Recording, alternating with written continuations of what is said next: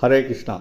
தெய்வ திரு ஆச பக்திவேதாந்த சுவாமி ஸ்ரீல பிரபுபாதர் விரிவான பொருள் உரைகளுடன் அருளிய ஸ்ரீமத் பாகவதம் காண்டம் 3 பகுதி 1 பராமரிப்பு அத்தியாயம் 5 மைத்ரேயருடனான விதுரரின் உரையாடல்கள்.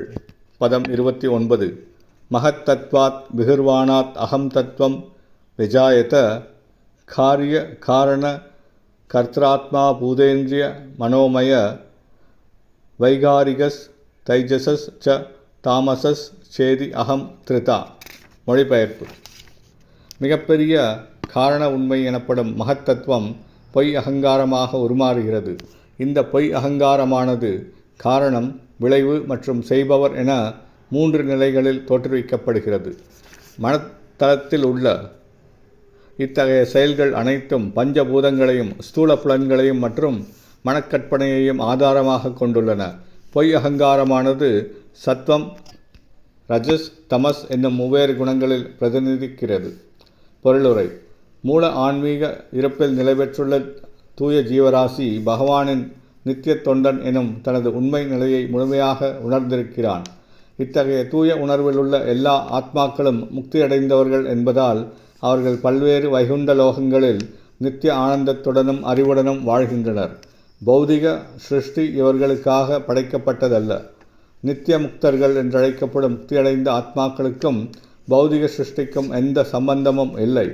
பௌதிக சிருஷ்டி பரமபுருஷருக்கு அடிபணிய மறுக்கும் ஆத்மாக்களுக்கென உள்ளது.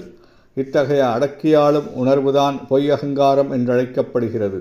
3 ஜட இயற்கை குணங்களில் தோன்றும் இதற்கு மனக்கற்பனையில் மட்டுமே இருப்பு உள்ளது. சத்வகுணத்தில் உள்ளவர்கள் அனைவரையும் கடவுள் என்றே நினைக்கின்றனர். இவ்வாறாக பகவானின் உன்னத அன்பு தொண்டில் ஈடுபட முயலும் தூய பக்தர்களைக் கண்டு இவர்கள் நகைக்கின்றனர். ரஜோகுணத்தினால் திமிர் பிடித்தவர்கள் பல வழிகளில் ஜட இயற்கையை அடக்கியாள முயல்கின்றனர். அவர்களில் சிலர் பொதுநலத் தொண்டில் ஈடுபடுகின்றனர். ஆனால் அவர்களுடைய திட்டங்கள் பொய் அகங்காரத்தை அடிப்படையாக கொண்டுள்ளன. இப்பொய் அகங்காரமானது பகவானுடன் ஒன்றாகிவிட வேண்டும் என்ற எண்ணம் வரை விரிவடைகிறது. கடைசி வகுப்பைச் சேர்ந்த அறியாமையிலுள்ள பந்தப்பட்ட ஆத்மாக்கள் ஸ்தூல உடல்தான் ஆத்மா என்று தவறாக வழிநடத்தப்படுகின்றனர். இவ்வாறாக அவர்களுடைய எல்லா செயல்களும் உடலை மட்டுமே மையமாக கொண்டுள்ளன. இத்தகைய மனிதர்கள் அனைவருக்கும் பொய் அகங்காரத்தில் செயற்பட வாய்ப்பளிக்கப்படுகிறது. ஆனால் அதே சமயம் பகவத்கீதை மற்றும் ஸ்ரீமத் பாகவதம் போன்ற சாஸ்திரங்களின் உதவியை பெறவும் பகவான் அவர்களுக்கு உதவுகிறார். இவ்வாறாக கிருஷ்ண விஞ்ஞானத்தை புரிந்து கொண்டு தங்களுடைய வாழ்வை அவர்கள் வெற்றியுடையதாக செய்து கொள்ள முடியும். எனவே பொய் அகங்காரத்தில் சிக்குண்ட ஜீவராசிகளுக்காகவே பௌதிக சிருஷ்டி உள்ளது. ஹரே கிருஷ்ணா.